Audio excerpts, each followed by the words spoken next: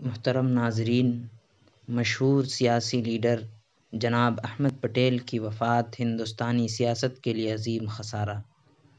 احمد پٹیل کی پیدائش 21 اگست 1949 کو بھروچ ریاست بمبئی میں ہوئی، جو اب گجرات میں واقع ہے۔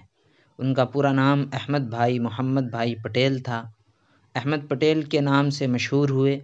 احمد پٹیل صاحب نے اپنے سیاسی سفر کا آغاز 1976 میں گجرات کے بھروچ ضلع میں مقامی بلدیاتی انتخابات کے چناؤ سے کیا، جس کے بعد پنچایت کے چیئرمین بنے۔ پھر وہ انڈین نیشنل کانگریس پارٹی میں شامل ہوئے۔ اس کے بعد کانگریس کے ریاستی صدر بن گئے۔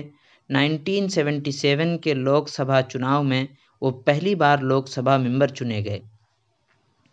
1977 کے بعد وہ مسلسل 3 بار 1977، 1980 اور 1984 میں لوک سبھا کے ممبر بنے۔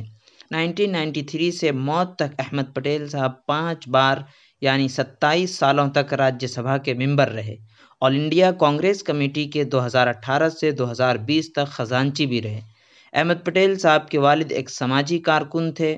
احمد پٹیل صاحب نے 1976 میں میمونہ سے شادی کی، جس سے ایک بیٹی اور ایک بیٹا پیدا ہوا۔ احمد پٹیل صاحب ایک اچھے ہندوستانی سیاستداں، انڈین نیشنل کانگریس پارٹی کے سینئر رہنما اور کانگریس صدر سونیا گاندھی کے سیاسی سیکریٹری بھی رہے۔ احمد پٹیل صاحب کو کورونا کے علامات ظاہر ہونے کی وجہ سے گڑگاؤں کے مینڈنٹا اسپتال میں داخل کرایا گیا۔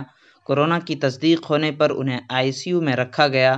بالآخر 25 نومبر 2020 کو 71 سال کی عمر میں گڑگاؤں کے مینڈنٹا اسپتال میں اپنے لاکھوں کروڑوں چاہنے والوں کو چھوڑ کر اس دنیا سے رخصت ہو گئے۔